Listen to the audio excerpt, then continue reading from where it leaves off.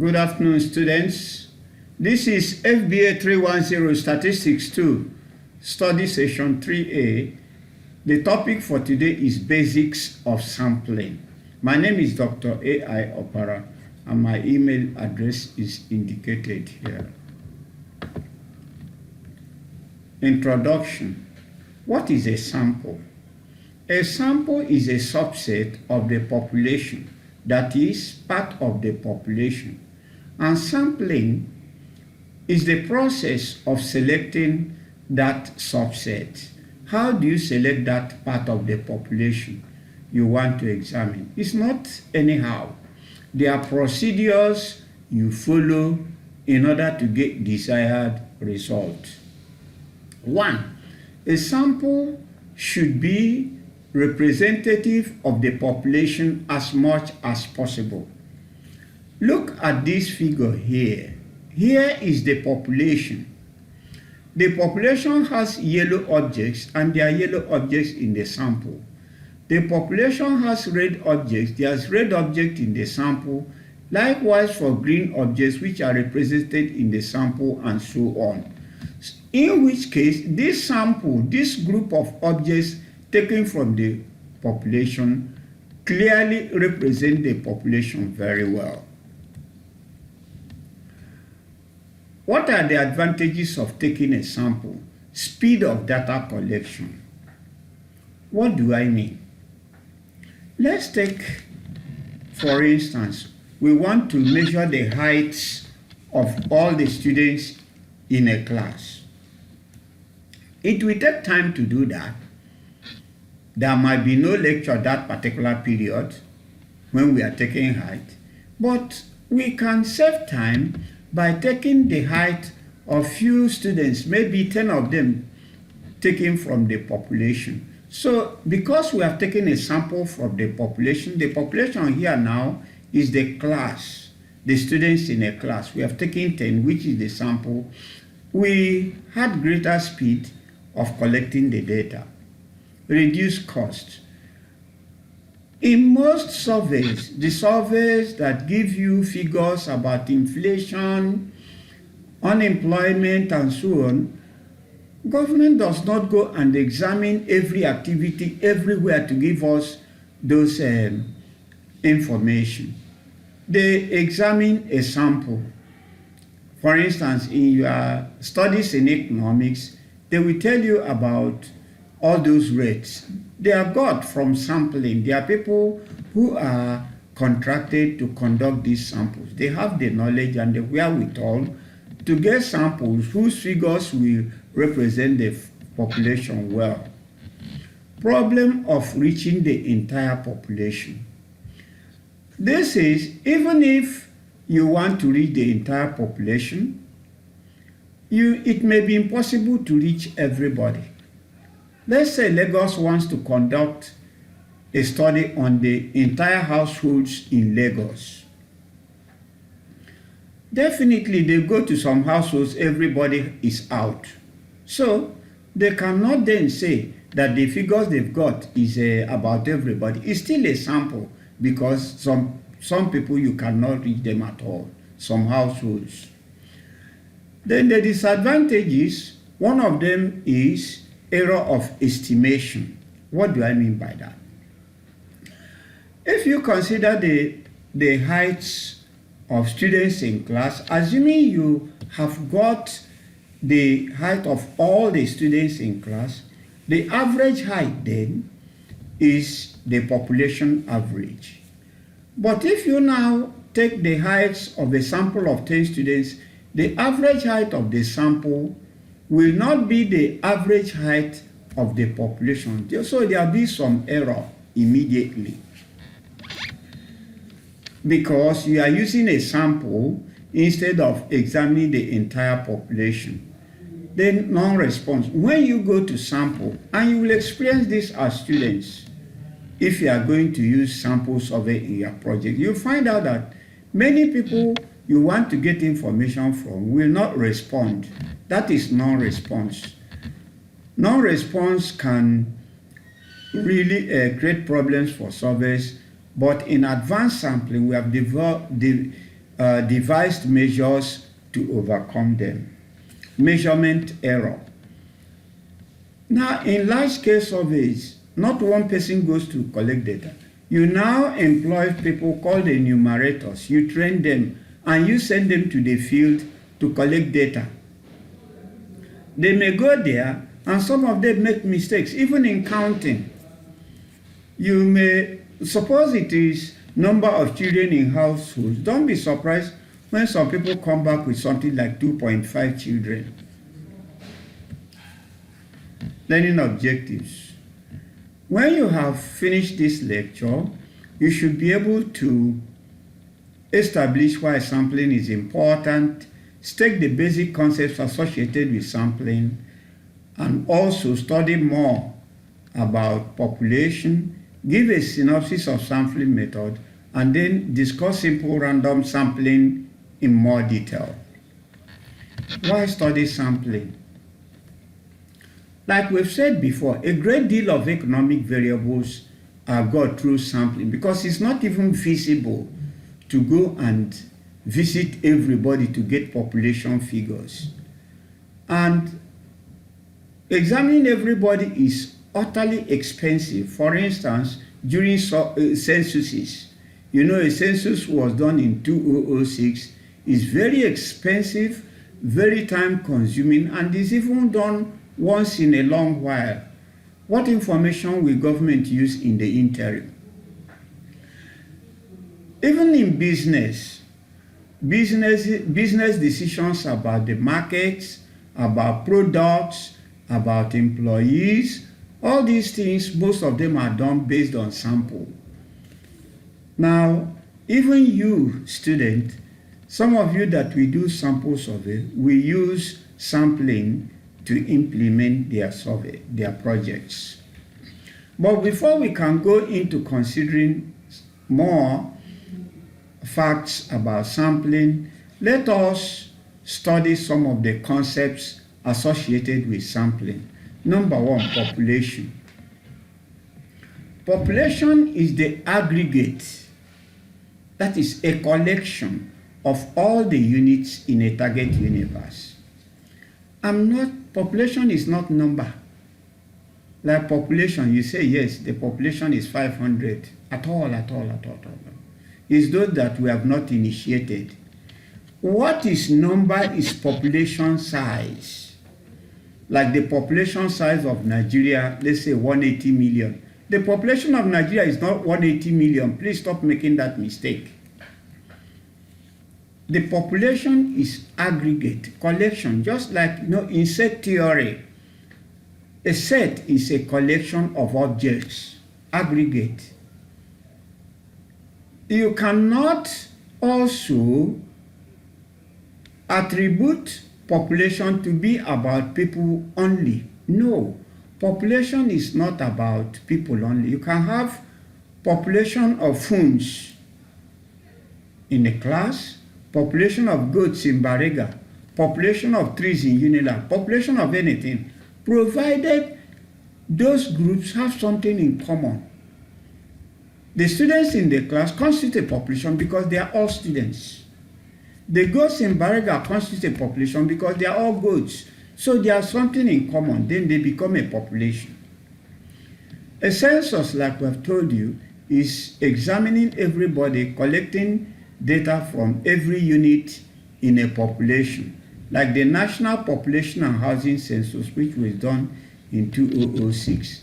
Here, we are collecting information from every unit in the population. That's a census. We've told you that a sample is a subset of the population. Sample survey, you are collecting information from a sample that is from part of the population, not the entire population. A sampling frame. A sampling frame is a list of all the units in a population. You list them. Like your matriculation numbers now is a sampling frame of, let's say, DLI students. There's a sampling frame, your matriculation numbers, because if we sample matriculation numbers, we can use the matriculation numbers to get at you. Let's define a variable. A variable is an item or a situation whose value or quantity changes from time to time or place to place. The heights of students we discussed in a class is a variable because it changes from one student to another. Now, population parameter. It's a figure that represents the entire population. You know, like when you appoint your class rep, it's now a figure representing the entire class. It's not like that. Oh.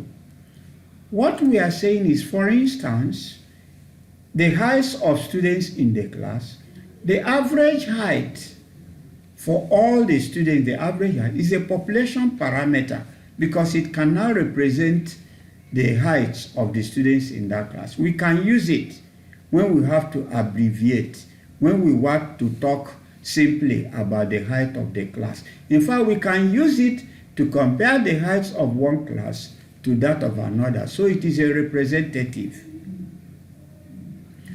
A statistic. Let me not define it. Let me just give you an example. Like in the heights of students in a class, when you collect the heights, measure the heights of only 10 students, a sample of students in the heights in the class, and then calculate the average height. That average height is a statistic, is a sample average, is a statistic. And in statistical estimation, we use it to represent the population average. So this is the formula for calculating the sample average, is the statistic. Now, let's talk more about the population. For those of you that might want to engage on further studies, MEd, MSc, and so on, it's good to know these things. It's good to know more about the population. Those of you who might not want to study further, you may not worry about this, talking more about the population. What we have told you is enough for you. Now, a population is confusing. Not only confusing, in doing a survey, we need to be very specific of what we are talking about as far as population is concerned, because it has implication on what we are doing.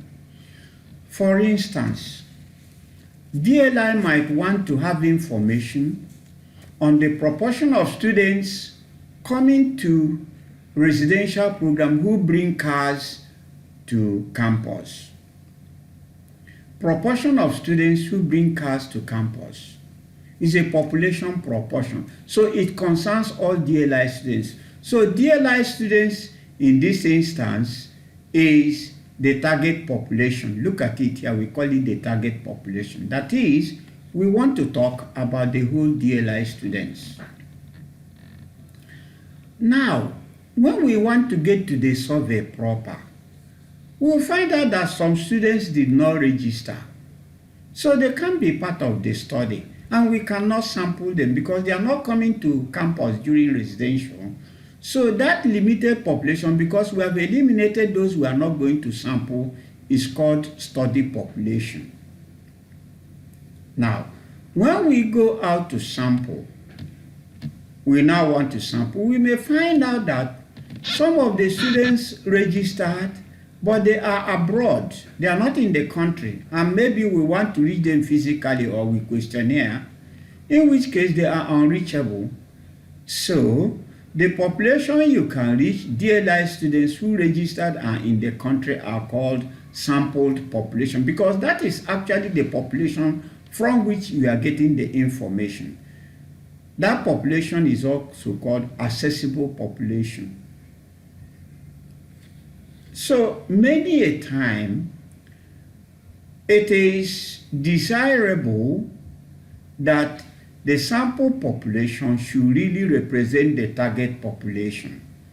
If the sampled population does not represent the target population, then the information you calculated about the sample population only. It is in higher studies that these things then start to come in.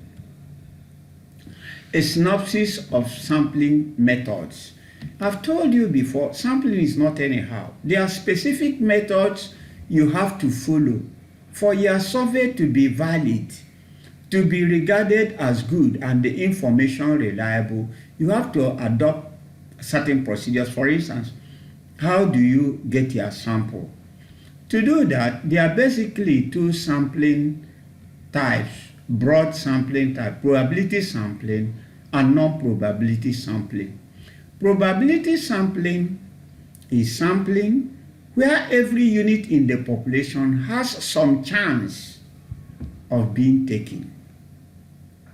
The chances may not be equal from one unit to another, but every unit has some chance of being taken.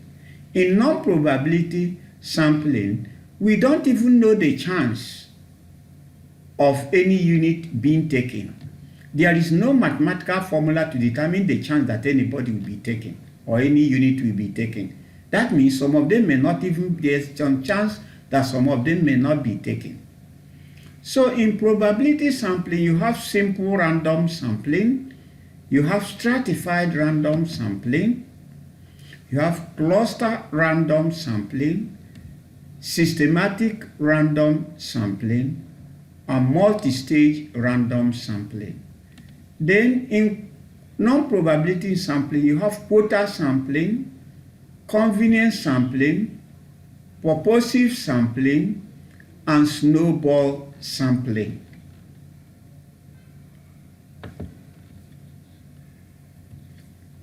Now let us discuss simple random sampling in greater detail. In simple random sampling, every unit in the population has equal chance of being taken into the sample. That is, every unit in the population has equal chance of being sampled. Now, for you to conduct a simple random sampling, there must be a sampling frame for the entire population, a list giving you numbers of every unit in the population. Now, there is a common method of doing simple random sample, the raffle draw. You know, you must have bought a raffle ticket to see whether you win a particular prize. Those selling you the tickets have the ticket stub, just like a check stub. Now, during the draw, they will tear out all those ticket stubs, squeeze all of them, then put them inside the drum, and then unwind the drum. That process of winding is giving everybody equal chance of being selected.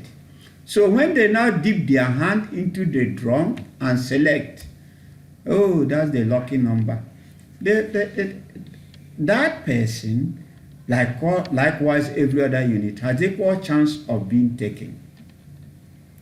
Now, simple random sampling is very useful because it makes us have valid conclusions about the population. The problems associated with simple random sampling is that you need a sampling frame. You may want to go and do a simple random sampling and there's no sampling frame, so you cannot do it. And it does not also make use of what we call prior information. Let me explain. Suppose the population is not homogeneous. It is structured into different groups. Let's say different groups, like, let's even consider year 5, year 4, year 2, year 3, year 1. In terms of opinion about maybe certain aspects of the school, the students may not have the same level of experience. So that population of all DLI students is structured. Those in year 5 may have more experience than those in year 4 and so on. So the population is structured. When you do simple random sampling, what do? You can take one sample from year 2, take one sample from year 3, take one sample from year 5. In fact, your sampling may miss a lot of year 1 or a lot of year 2. That means your sampling did not take into the fact that the population is structured. That structuring of population is what we call prior information. It is there. It is not the sampler that structured it. It is there naturally. Now, there is another method of taking a simple random sampling, a simple random sample. You don't have to do a raffle draw. That is bogus and very, difficult. You can just use a set of random numbers from your statistical tables. So if you open your statistical tables, at the end of the statistical table, you will see blocks of numbers called random numbers. They are called random numbers. These blocks of numbers are called random numbers. Let us take, for instance, that you want to draw a sample of 12 out of 56 units. So the population has 56 units, and you want to select 12 of them. First and foremost, you number the population from 1 to 56.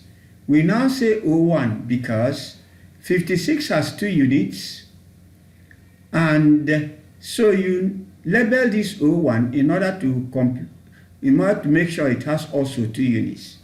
If the population had been, let's say, in hundreds, like 356, we would have started from 001 to label, so as to have 3 digits. Now, how do you now take 12 units out of 56 you have numbered? We come to the first block of numbers. Because this population has only 2 digits, so you consider the first 2 columns. Look at it here. 8, 2, 5, 5, 2, 8 is the first column of numbers. The second column of numbers is 3, 3, 7, 7, 7, 9, 8. So you consider the first 2 columns and begin to search for numbers that fall within 12 and 56. 83 is not, between 01 and 0 and 56. 83 is not there. 23 is there, so you select it. 57 is not there. It is outside the range of the population. You leave it. 57, you leave it. 27, you select because it's within the range of 01 to 56. 88, 89, no. 78, no. 28, yes, select. You go on like that. 58, no. 87, no. 56, no. 65, no. Up until C23. Now, we have selected 123 before. So when you see another 23, you ignore it, continue selecting. But when you have finished, come to the end, you will see that you have not got the 12 units. We have only got 1, 2, 3, 4, 5, 6, 7. Now let's go to the next slide. It is now convenient to use the next 2 columns here. We are talking of 79, 00, 21, yes, you take it.